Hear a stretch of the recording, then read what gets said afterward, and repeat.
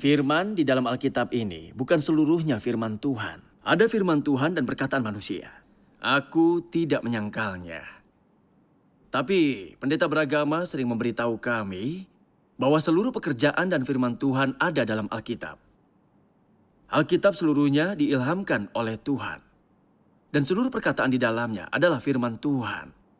Sehingga dengan demikian, Alkitab mewakili Tuhan.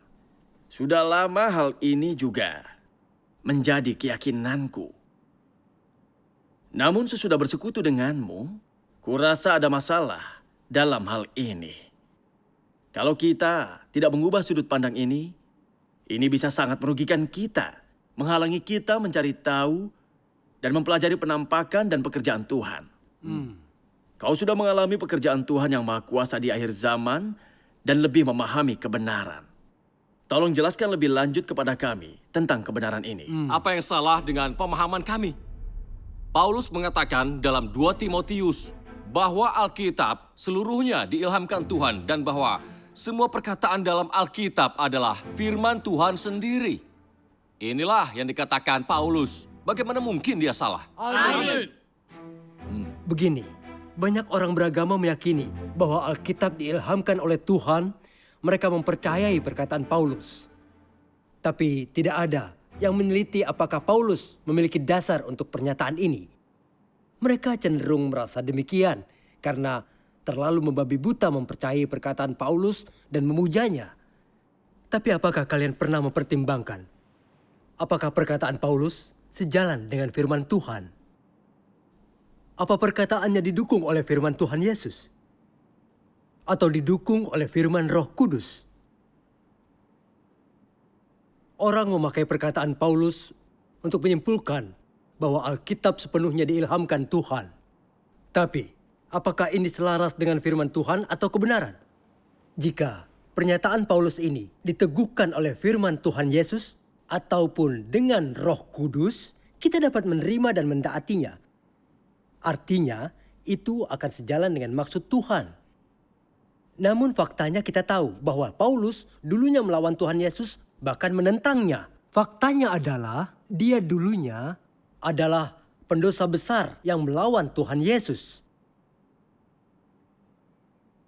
Sekalipun Tuhan Yesus memilih Paulus sebagai rasul untuk mengabarkan Injil, Paulus tetap hanya manusia ciptaan. Itu sebabnya perkataannya hanyalah kata-kata manusia, tidak lebih dari itu. Tuhan Yesus adalah Tuhan, sedangkan para rasul dan murid adalah manusia biasa. Para rasul dan murid Tuhan Yesus tidak bisa dibandingkan dengan Tuhan Yesus sendiri.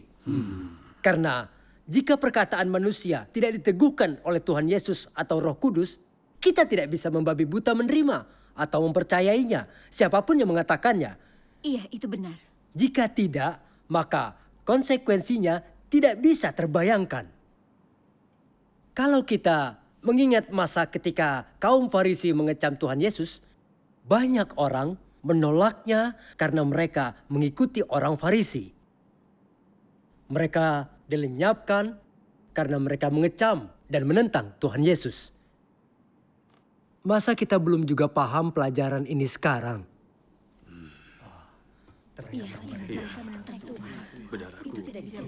Sebenarnya, dalam Alkitab hanya firman Tuhan Yehova atau dari Tuhan Yesus, firman Roh Kudus, firman yang disampaikan oleh para nabi dari Tuhan, dan kitab Wahyu adalah firman Tuhan yang sebenarnya.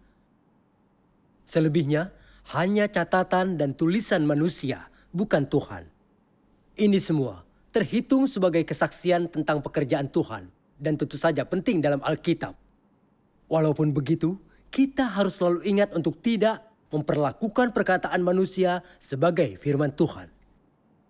Perkataan manusia cuma ucapan manusia, dan hanya firman Tuhan sajalah yang sungguh-sungguh berasal dari Tuhan. Jika kita bersikeras bahwa kata-kata manusia dan iblis yang ditemukan dalam Alkitab juga termasuk firman Tuhan, itu berarti menghujat dan menfitnah Tuhan. Itu sebabnya mengatakan bahwa semua tulisan dalam kitab suci berasal dari Tuhan dan adalah firman Tuhan, ini sama sekali tidak masuk akal.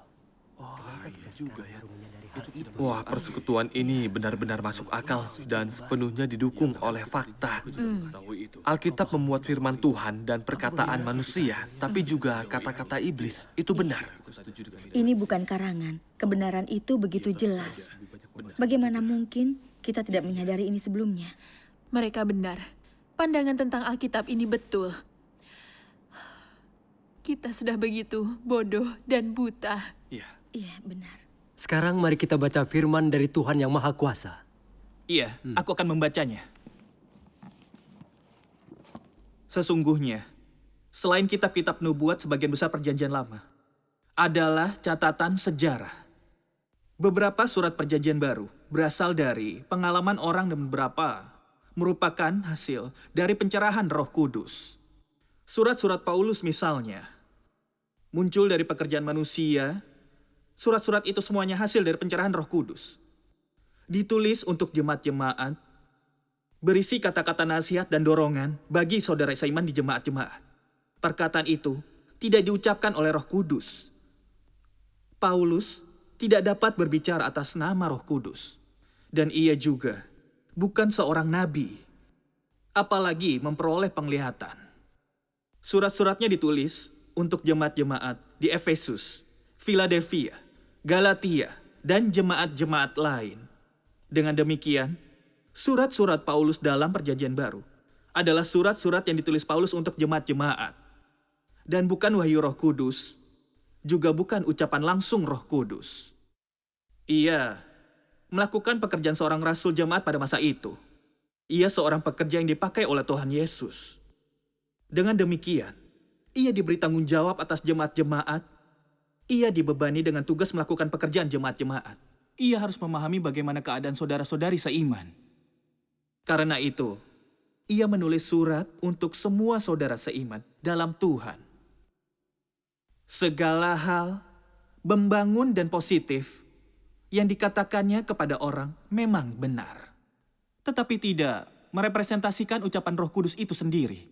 Dan Paulus tidak dapat merepresentasikan Tuhan. Adalah pemahaman yang sangat buruk dan penghujatan yang sangat besar jika orang menganggap catatan pengalaman manusia dan surat-surat seorang rasul sebagai kata-kata yang diucapkan oleh Roh Kudus kepada jemaat-jemaat. Jika orang melihat surat-surat atau perkataan Paulus sebagai ucapan Roh Kudus dan menyembahnya sebagai Tuhan, maka dapat dikatakan mereka terlalu sembarangan. Lebih tegas lagi, bukankah ini artinya penghujatan? Bagaimana mungkin seseorang berbicara atas nama Tuhan? Dan bagaimana mungkin orang tunduk di hadapan catatan surat-surat Paulus dan kata-kata yang diucapkannya, seolah-olah itu kitab suci atau kitab surgawi? Dapatkah perkataan Tuhan diucapkan oleh manusia dengan tidak serius? Bagaimana mungkin seseorang berbicara atas nama Tuhan? Iya, apa yang dikatakannya benar. Firman Tuhan yang Maha Kuasa sangat jelas dalam bagian ini. Alkitab bukan sekadar firman Tuhan, tapi juga memuat perkataan banyak orang. Dengan mengetahui bahwa keduanya tidak sama, kita harus bisa membedakan dan selalu menghargai fakta dan memperlakukan Alkitab dengan benar. Banyak orang masih membabi buta percaya pada Alkitab, dan mereka memuja Alkitab seluruhnya. Mereka semua mempercayai pernyataan Paulus tentang segala tulisan yang diilhamkan Tuhan. Mereka kira bahwa segala hal dalam Alkitab adalah firman Tuhan. Termasuk juga perkataan-perkataan dari manusia di dalamnya. Dan juga termasuk kata-kata dari iblis. Mereka pikir semua ini adalah firman Tuhan. Apa-apaan ini? Bukankah ini sejenis penghujatan? Perkataan manusia dengan jelas ditandai dalam Alkitab sebagai kata-kata manusia. Kenapa sebagian orang bersikeras bahwa ini adalah firman Tuhan? Apa mereka sungguh berpikir bahwa perkataan manusia menjadi firman Tuhan jika tertulis dalam Alkitab? Logika macam apa itu? Kata-kata iblis, perkataan ular juga tertulis di dalamnya. Jadi, apa kalian berani bilang bahwa ini juga firman Tuhan? Ini menunjukkan bahwa mereka yang berpikir bahwa segala hal yang tertulis dalam Alkitab adalah firman Tuhan sepenuhnya tidak masuk akal. Seandainya orang tidak memahami kebenaran, Setidaknya mereka bisa menghargai fakta. Mereka tidak boleh memutarbalikkan fakta. Kalian tahu, kita sudah bertahun-tahun membaca Alkitab. Bagaimana mungkin kita bisa mengatakan bahwa perkataan manusia sama dengan firman Tuhan? Ini benar-benar penyimpangan fakta. Aku jadi sangat malu. Kau benar. Perbedaan antara perkataan manusia dan firman Tuhan ditandai dengan sangat jelas. Semuanya ada dalam Alkitab. Tapi kita bersikeras bahwa seluruhnya adalah firman Tuhan.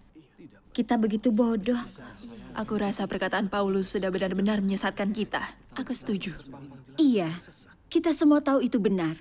Bahwa hanya firman Tuhan sajalah jalan kebenaran dan hidup. Perkataan manusia yang sejalan dengan kebenaran berasal dari pengalaman mereka dan pengenalan akan firman Tuhan. Namun, sekalipun memiliki pencerahan dan penerangan dari Roh Kudus, itu tetap perkataan dari manusia. Dan kata-kata manusia tidak bisa dibandingkan dengan firman Tuhan. Firman Tuhan adalah ungkapan wataknya dan siapa dia sebenarnya. Itulah realitas hal-hal positif. Itu bisa menjadi hidup kita. Perkataan yang diucapkan manusia dan sesuai dengan kebenaran.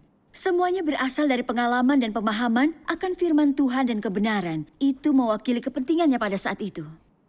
Tapi kita harus selalu mengerti, kebenaran firman Tuhan tidak pernah bisa sepenuhnya dialami. Sedalam apapun pengenalan mereka akan firman Tuhan dan kebenaran, itu tidak dapat sepenuhnya mencapai esensi yang sejati dari firman Tuhan dan kebenarannya. Maksudku, perkataan manusia bisa sesuai dengan kebenaran, tapi tidak pernah setara. Mampu mengucapkan perkataan yang sesuai dengan kebenaran bukan berarti manusia benar-benar memiliki kebenaran. Dan tentu saja bukan berarti bahwa manusia adalah kebenaran. Ini karena Roh Kudus mendasarkan pekerjaannya atas pertumbuhan manusia, membimbing dan memberi pencerahan, membuat manusia perlahan-lahan memahami kebenaran dan menerima realitas. Perkataan manusia yang dipakai oleh Tuhan, yang sesuai dengan kebenaran, adalah pengalaman dan pemahaman mereka yang terbatas akan kebenaran. Itu sangat berbeda dengan esensi kebenaran yang sejati. Perkataan ini hanya memberi bantuan. Tidak bisa menjadi sumber kehidupan manusia dan tidak bisa dibandingkan dengan firman Tuhan. Biar ku bacakan bagian lain dari firman Tuhan yang Maha Kuasa. Tuhan yang Maha Kuasa berkata, semua firman pencerahan Roh Kudus tidak mewakili firman Tuhan. Tidak mewakili kebenaran dan tidak berhubungan dengan kebenaran. Hanya dapat dikatakan bahwa orang-orang itu memiliki sedikit pengertian tentang kebenaran dan sedikit pencerahan dari Roh Kudus. Kebenaran adalah kehidupan Tuhan sendiri. Mewakili wataknya, mewakili hakikatnya sendiri. Mewakili semua yang ada dalam dirinya. Jadi, kita bisa melihat bahwa perkataan manusia dan firman Tuhan dalam Alkitab tidak boleh dicampur adukan. Ada begitu banyak pendeta yang khotbahnya bahkan tidak didasarkan pada firman Tuhan, melainkan pada perkataan manusia dalam Alkitab. Mereka memperlakukan perkataan manusia sebagai kebenaran dan mengharuskan orang mematuhinya. Ini membuat orang mudah bingung. Karena kita tahu bahwa perkataan manusia tidak bisa menjadi hidup manusia. Hanya firman Tuhanlah yang bisa menjadi hidup manusia. Iya, benar sekali. Pendeta cenderung memperlakukan perkataan manusia dalam Alkitab sebagai kebenaran dan membuat orang mengikutinya. Bukankah itu seperti menempatkan gerobak di depan kuda? Apakah ini meninggikan Tuhan dan bersaksi baginya? Terlebih lagi, perkataan semua tulisan yang diilhamkan Tuhan dikatakan oleh Paulus. Tuhan tidak pernah bersaksi tentang Alkitab seperti ini. Dan Roh Kudus tidak pernah menyampaikan kata-kata semacam ini. Tidak ada nabi atau rasul manapun yang mengatakan itu. Ungkapan, segala tulisan dalam kitab suci diberikan atas ilham Tuhan.